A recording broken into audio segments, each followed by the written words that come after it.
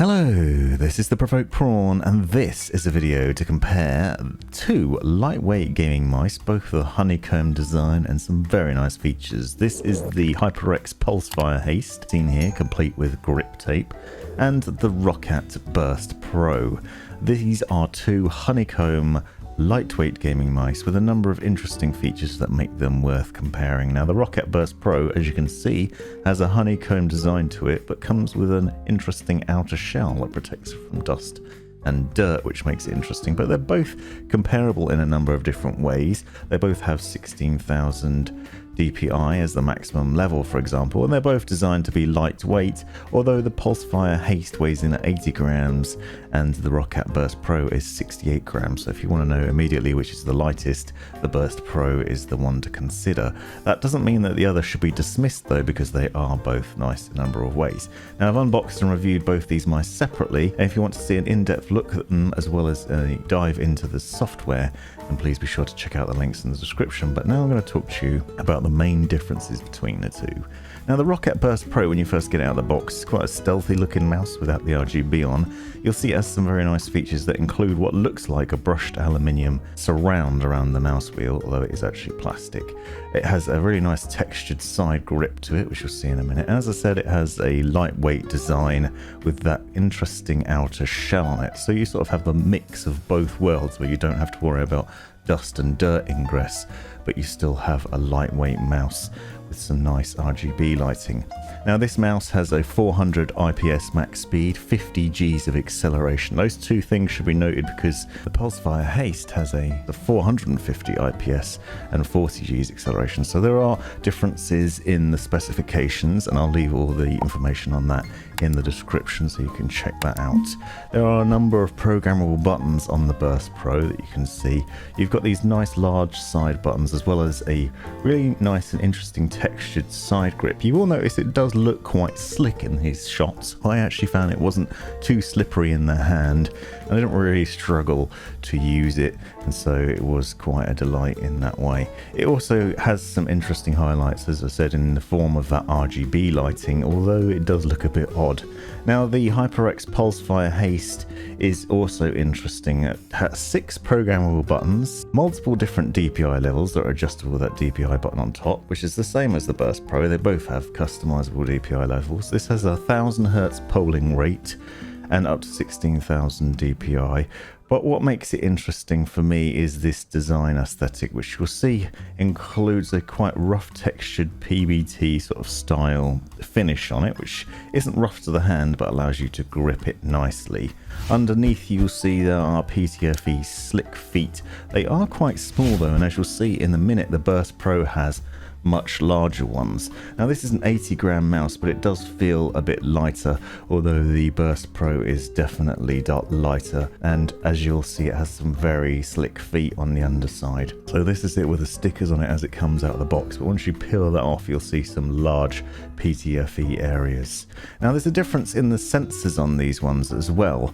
The Burst Pro comes with an Owl Eye optical sensor by Roccat, but it's based on the Pixar PMW3389, and that's a high-end, high-accuracy sensor that's designed for excellent gaming, and it has a lift-off distance that's programmable between 2 and 3 millimeters, and that's slightly different from the one on the HyperX, which uses the PAW3335. I'll leave the information on this in the description, but that has a lower lift-off distance of around 1 or 2 millimeters. So there's a difference there if you're interested in the lift-off distance. Now, both these mice are comfortable to use, and as I said already, this one has a sort of rough textured finish to it, but it does have grip tape included in the box as well. So if you find that you have particularly oily or slippery hands, you can add on the extra grip tape in the box and get an even better grip.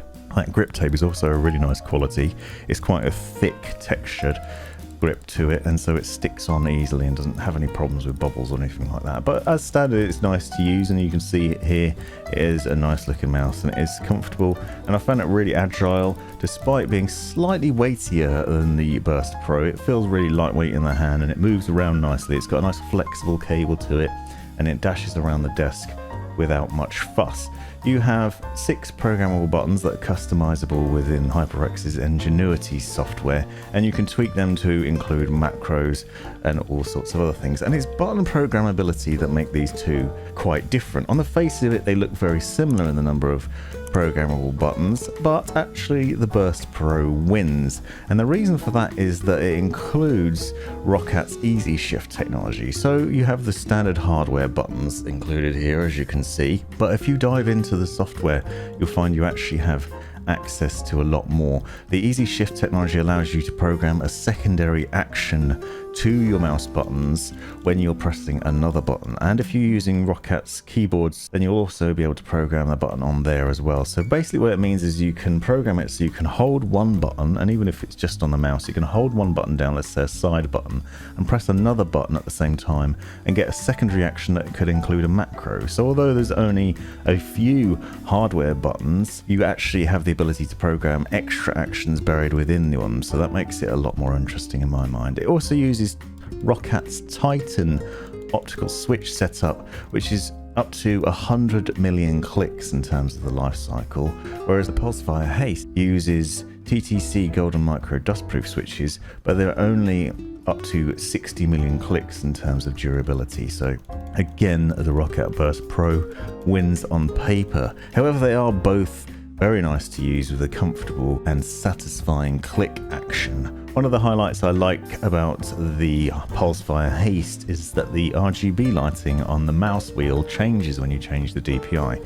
It's the little simple things like this that make a difference. However, when it comes to RGB lighting, as you've already seen from these shots, the Roccat Burst Pro definitely wins. The Pulsefire Haste only has the RGB glow from the mouse wheel, which as you can see here is quite a nice bright glow, and this is under heavy lighting for video as well, so it still manages to stand up and glow nicely, but there's no RGB lighting on the body, whereas the Burst Pro has this nice sort of glow from the middle that looks kind of like a moth and the weird shape that they've designed it in. I'm not really sure what's going on there, but it has a strange shape to it.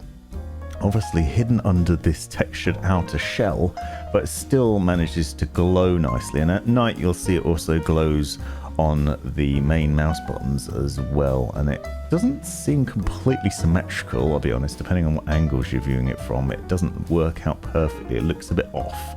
You can see on the right hand side, for example, that you can see more of what would be a moth's wing than you do on the left hand side, and that kind of nagged at me a little bit. One of the funny things I found was that under the PTFE feet there's a little sad face but glowing on the other side, on the underside.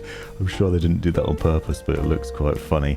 So here's a shot of the Pulsefire Haste. I'm just going to show you quickly how you apply that grip tape that I was talking about earlier. Now this is nice, flexible and thick honeycomb textured grip tape, so it sort of maintains that honeycomb goodness from the rest of the mouse.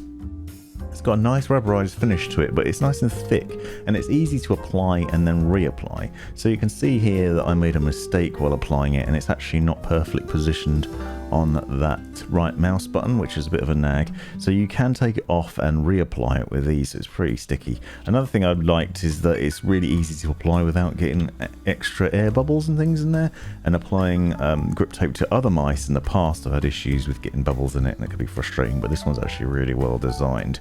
So what you can see so far is two really interesting mice for different reasons. If you prefer a mouse with an understated look and feel to it, and the customization options of being able to put grip tape on, and perhaps verging on slightly larger, I felt like the HyperX Pulsefire Haste was a little bit larger than the Burst Pro, but only small difference in the two, then the Pulsefire Haste is probably the better option. However, I really like the customization of the Burst Pro. I like the RGB lighting, although it won't be for everybody, and the way you can customize the buttons within the software in the Roccat Swarm software to have a secondary action through Roccat's Easy Shift means that you have potentially more buttons to access.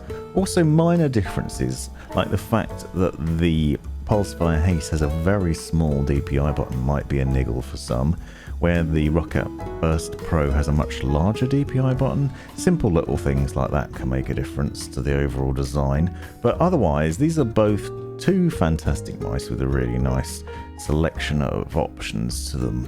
Which do I prefer? At the moment I'll say it's probably the Pulsefire Haste. On paper, the Burst Pro is superior. It's a lighter weight mouse, its buttons will last longer, it ticks a number of boxes, it has more programmable buttons.